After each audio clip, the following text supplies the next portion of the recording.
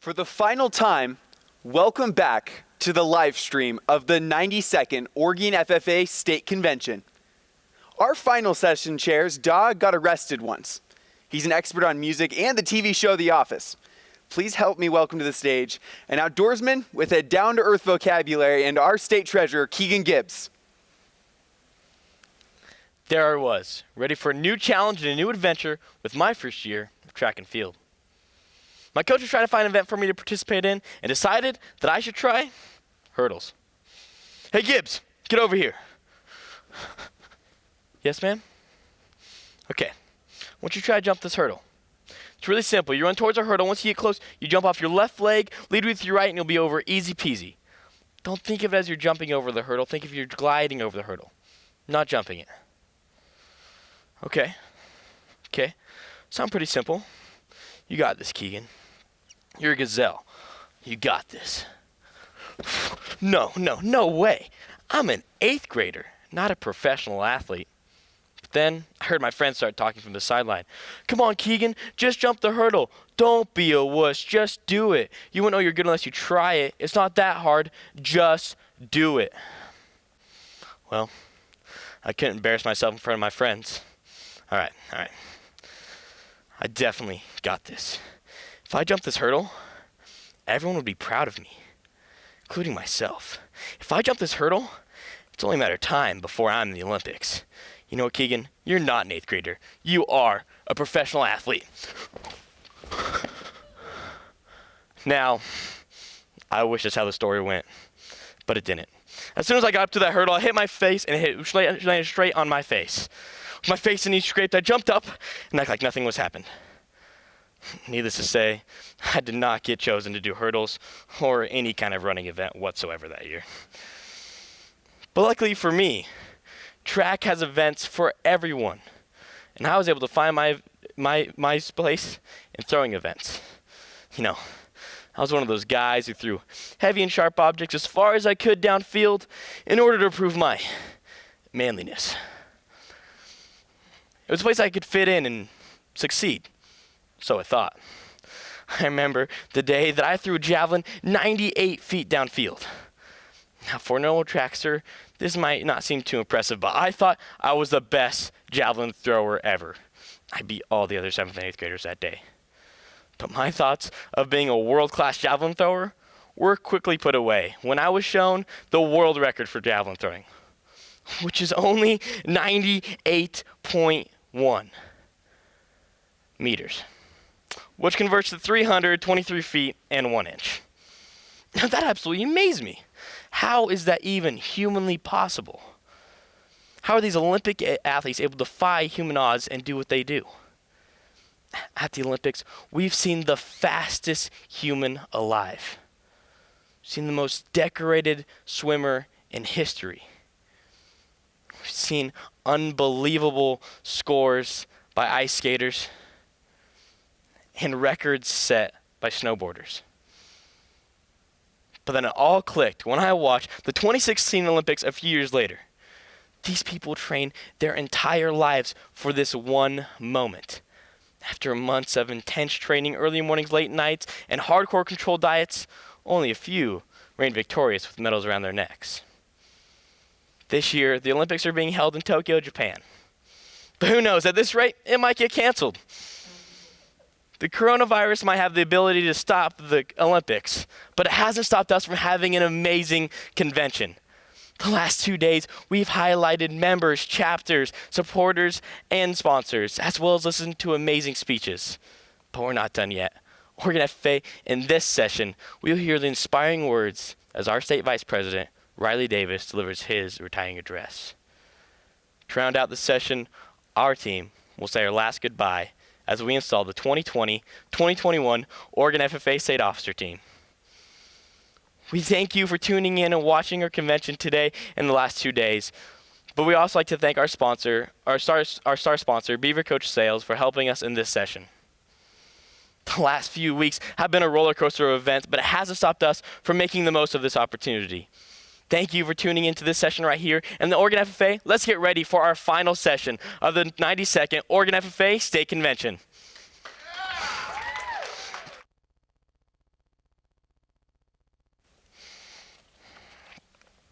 Due to some of the events being moved on a different date, we do not have any results for you for CDEs right now. There'll be no long list or any kind of recognitions in this session. Instead, we get to listen to one of my teammates and best friends. To introduce our next speaker, please join me in a special presentation.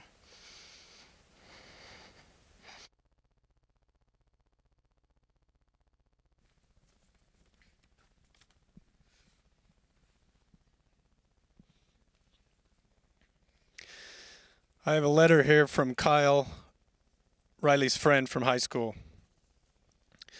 I have the unique privilege of being able to say Riley Davis is my best friend. I know this for one simple reason. He always chooses me to be his hide-and-seek partner. Every time we play, Riley will find us a new, slightly dangerous place to hide, whether this includes being in our ghillie suits, breaking into cars, or climbing the tallest tree we can find. One summer night, we found ourselves climbing one such tree. Just like always, Riley led the charge. Just when I thought we were high enough, Riley would reach for the next branch. As always, we were the last ones to be found, and usually it was Ryan that eventually found us. Even though I could clearly see them clinging onto the branches, Riley refused to come down. Sure, Kyle eventually did, but Riley continued to do his best tree impression up there. This story should tell you exactly who my big brother is. Riley's the most caring, dedicated, and hardworking leader any of us has ever known. This is from Jaden Bender, one of Riley's best friends. Sure, he can be a lot to deal with when he plays Country Road 17 times in a row, followed by 3 of he and Kyle's own a cappella duets of the song during a 7-hour road trip.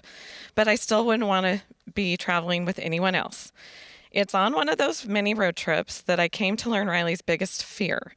More than anything, Riley is scared he won't make an impact in his life.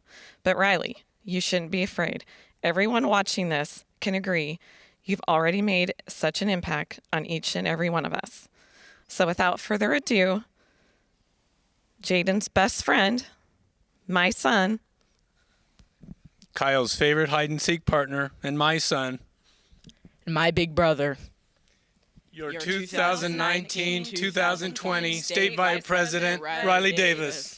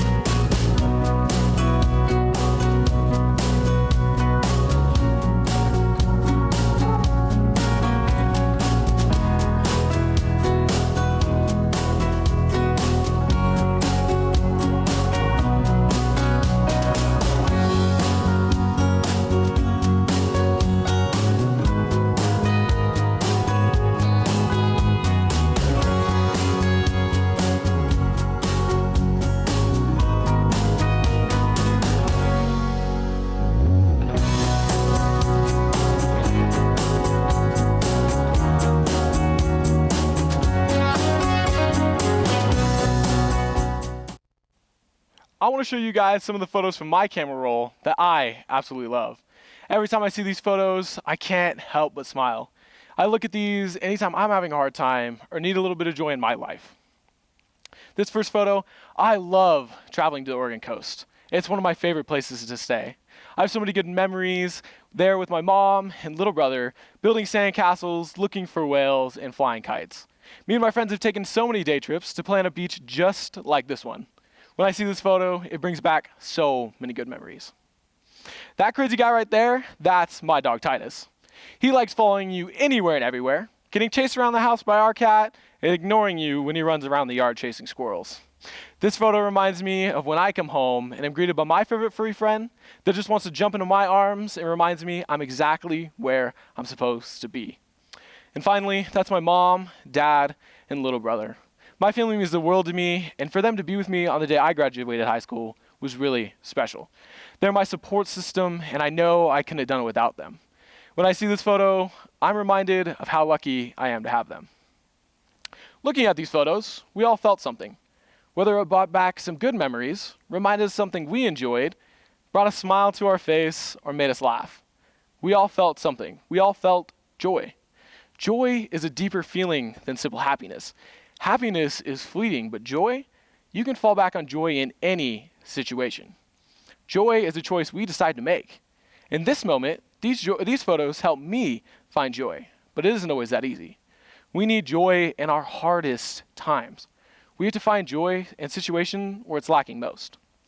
I want to show you guys one more photo. I love this photo. It's one of my favorite. I remember this day perfectly, but it didn't start out this happy for all of us. This particular morning, I'd gotten up early, got ready for school, and headed to the store to get an energy drink for me and my best friend Kyle. When I got to the school, I headed to our normal morning table, but to my surprise, Kyle wasn't there. This is weird because Kyle was always the first one there. He was always early, I was always late, every single time, never to fail. Where could this guy be? Finally, right before the bell rang, Kyle showed up and I ran up to him to give him his drink. But walking up, I could tell something was wrong. He just wasn't his normal cheery self. For most people, this might not be that weird, but for Kyle, it is. Kyle is one positive dude. He once bought 1,000 smiley face stickers on Amazon just to place everywhere for people to see. Just yesterday, he put one at the top of Smith Rock. He always has a smile on his face. I just blew it off thinking, he's probably just tired. He'll be fine by second period. Second period rolled around and I walked into class, sat by my friends, and started talking. Kyle walked in and he sat by himself. This is when I knew something was wrong. Anytime I saw Kyle for the rest of the day or bumped into him in the hallway, he just seemed so down. Something had to be done. I called a secret meeting with our friends, and after some deliberation, we decided Kyle was not okay and something had to be done. We made a plan to kidnap Kyle and take him for a drive. It was a beautiful day outside. The sun was shining, the air was warm, it was perfect kidnapping weather. As soon as that last bell rang, we grabbed Kyle, threw him in my super cool 2008 Ford Explorer that my mom gave me, rolled down the windows, and cranked up our favorite song, Country Roads. Kyle was hesitant to come with us at first, but the further we drove, the better his mood got. Before we knew it, we were a couple miles down the road, and we were all laughing, singing, and having a good time. We grabbed our Dutch Bros and headed back for home. That's when this photo was taken. I pulled into Kyle's driveway after dropping everybody else off. He opened the door, stepped out, turned around, and simply said, "Thank you." I said, "Yeah, of course, man. We just wanted to make sure you're okay." But instead of turning around and going back and talking, he said, "My parents are moving, and if I want to finish high school with you guys, I have to move in with my grandparents. I know it'll be hard, and I'll miss my family, but you guys showed me the positive of the situation is you guys." Kyle was struggling with finding his joy that day, but with a little help from us and spreading our joy, he was better able to see the silver lining. Because of that day, Kyle found that if he stayed with us, that was something to focus on. Sometimes we're put in the hardest situations, but have to be able to find that joy. This might look like getting stuck in traffic, but having more time to talk to the people in the car. Or sometimes when we go out for a sports team, don't make the cut, but have more time to dedicate to other aspects of our life. Or when state convention gets canceled, but we still have the opportunity to enjoy sessions online together. whatever these situations may be, we have to be able to find that silver lining. Earlier this winter, I had the opportunity to skip out on the freezing here and head to Arizona to enjoy some warm weather. But I wasn't traveling for vacation, though. I was actually pretty nervous about going. This last October, my grandpa passed away, and I was heading to Arizona to celebrate his life. This was really hard for me because me and my grandpa were really close. He lived in Arizona, but traveled up every summer to stay with us. We spent so many perfect summer days running around the house playing tag, taking trips to the park to hang out, and sometimes just sitting on the couch talking about anything. My grandpa was my role model and my friend. In Arizona, my family and my grandpa's best friends got together to tell stories that we loved about him. I told my mom a while back that I wanted to speak, but being there in that room, I wasn't so sure. Could I do him justice? Could I even get through my story without getting emotional? My grandma broke the silence and asked Riley, "Do you want to speak?" I hesitantly said yes and walked up to the podium to tell my favorite story about my grandpa. My grandpa loved football. He loved to watch his favorite team, the Bears, play any chance he got, and sometimes me too. One particular summer, he stuck around a little bit longer to catch one of my high school football games. Of course, the game he was able to catch was my worst game ever. I dropped every ball that was thrown to me, and everything went wrong. I headed home after the game frustrated, and when I got there, my grandpa was sitting on the couch waiting for me.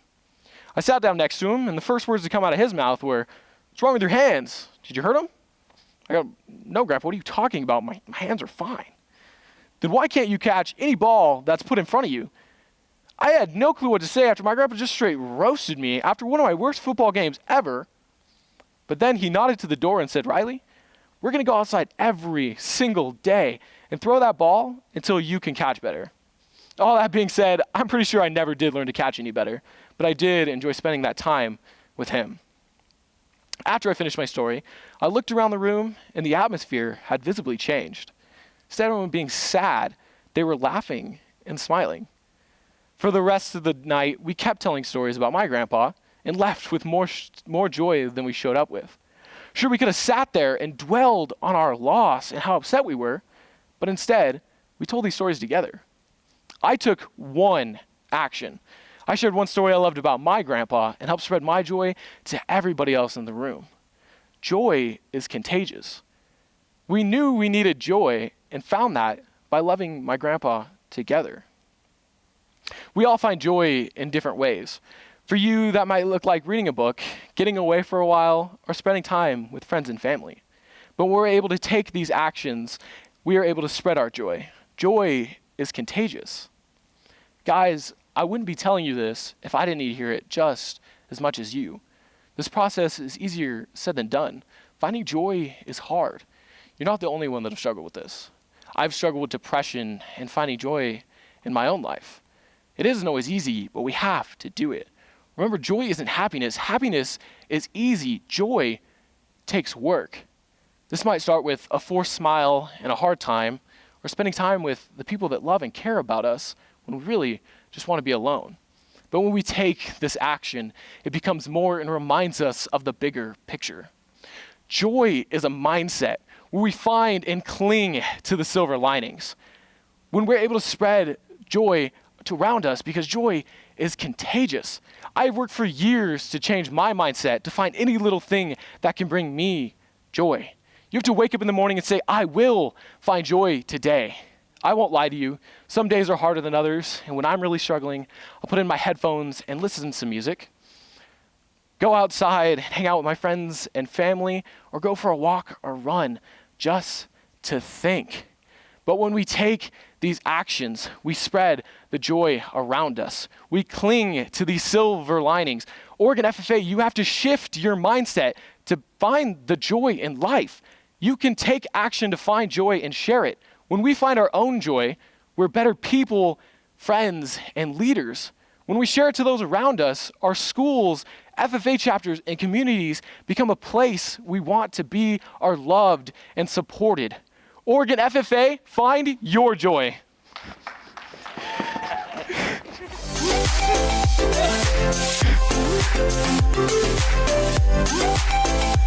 From Kate Cohen Tippin from the Henley FFA chapter. Riley, Where do I even begin? You have made such an impact on my life over the past year. The first time I met you was at the Southern Oregon District Leadership Camp. I knew right off that you were going to leave your mark on Oregon FFA, myself, and so many others. You taught me to face my fears, no matter how hard it was, and how deep the waters were. I remember the first day at camp. It was just the state and district officers, and we all had the bright idea of going for a little canoe ride on the lake. However, water is my biggest fear. You gave me two options: get in on my own, or you were going to force me into the canoe. You said, "Trust me, everything is okay. I believe that you can do it." At this moment, I knew everything was going to be just fine, no matter the circumstances of my fear. The determination and leadership qualities you possess cannot be described in words, but are shared through the impactful moments you create. Riley, thank you for being the most amazing person ever. This year has truly been one to remember. I am extremely thankful for the impact you have made on my life and all of Oregon FFA. This is from Jed Harrison of the Sherman County FFA. Riley, thank you for showing us what it's like to be a true leader.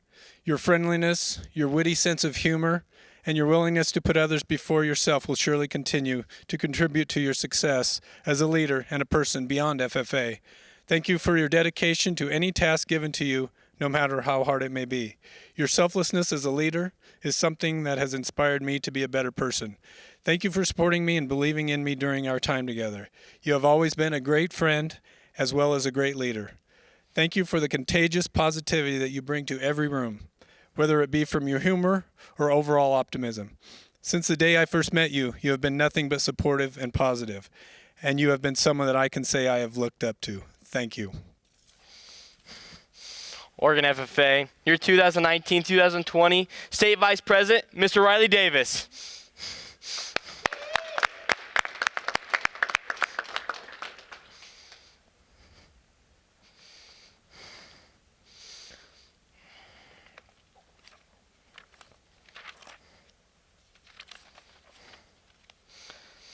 This has been an exciting and eventful few days. Each of us are grateful that you were willing to take the time out of your day to watch our virtual convention. More importantly, though, we want to thank everyone who made this year worthwhile. Each of us can look back on memories, and I know I could wholeheartedly say that each of you has left a legacy on us that we will never forget. Though you aren't here in person, we wanted to say thank you and goodbye. Please watch a short presentation we have made that recaps the legacy we have made with you.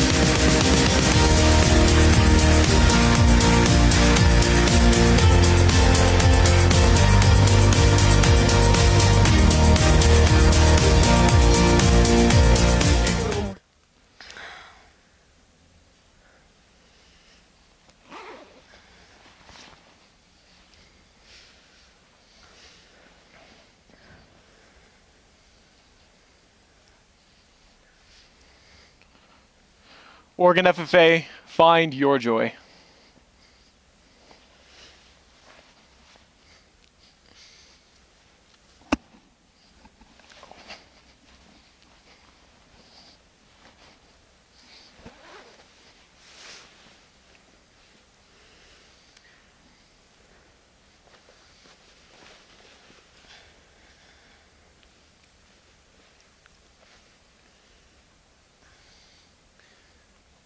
We know that unconditional love is a choice, so Oregon FFA, let's choose to love.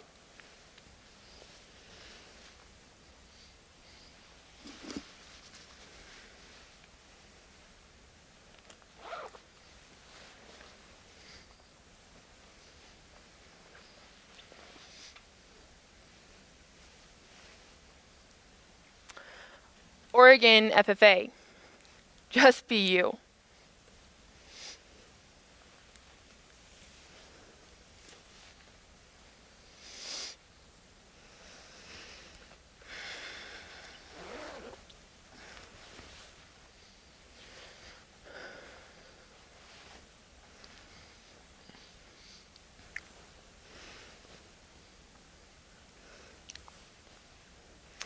Oregon FFA, drop your dead weight. Carry the things that really matter.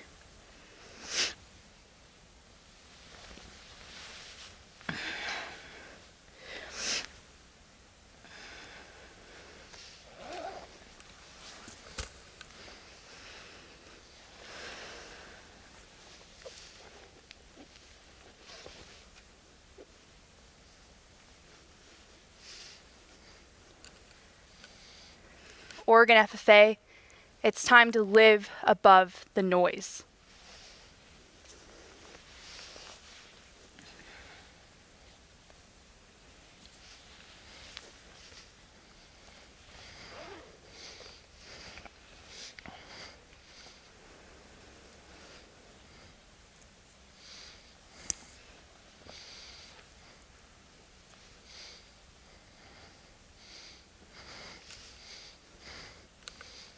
Oregon FFA, focus on what you can control.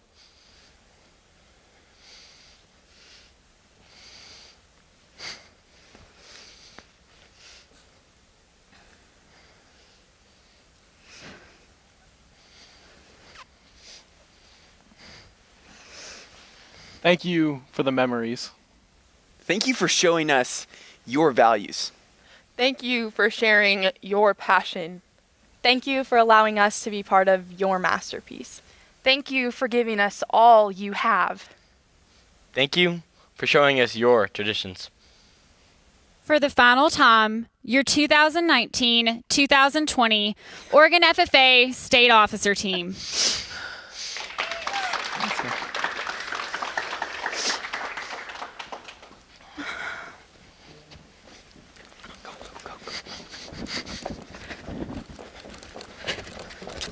Oh my gosh, I almost totally forgot. The moment you've all been waiting for. The installation of the 2020-2021 Oregon FFA State Officer Team. Let me go in the back and grab our new team right now. Ready? 3, 2, 1, let's go. Let's go, let's go. Let's go. Oh my gosh. Let's go. This is mine. I don't know what mine is. I don't know. Is this mine? Get it on. Get it on. There we go. Almost. Done. Just kidding. Done. Same problem. All right.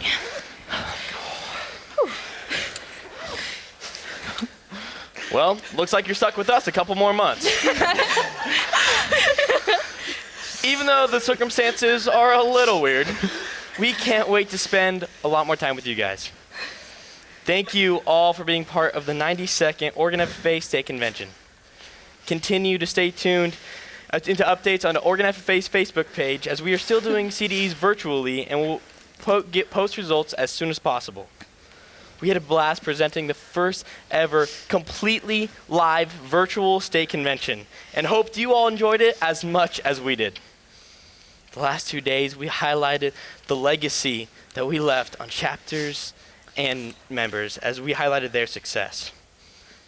And we recognize the legacy that sponsors and supporters have left on us. And lastly, we were able to share the legacy you have left on our team. Each of us, as we log off and go on with our lives and our chapters and communities, will leave a legacy behind that will never be forgotten.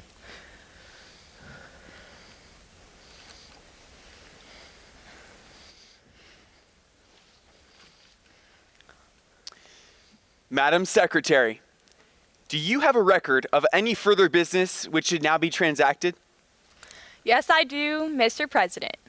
We encourage all members, advisors, and guests to stay tuned to our Facebook page, as this was not the final time you'll see us.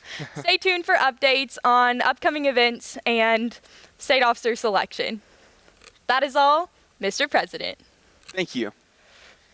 Does any member know of any new or unfinished business which should properly come before this meeting? We are about to adjourn this final session of the 92nd Oregon FFA State Convention. As we mingle with others, let us be diligent in labor, just in our dealings, courteous to everyone, and above all, honest and fair in the game of life. Fellow members and guests, join me in a salute to our flag. I pledge allegiance to the flag of the United States of America and to the republic for which it stands, one nation under God, indivisible, with liberty and justice for all. I now declare this session adjourned.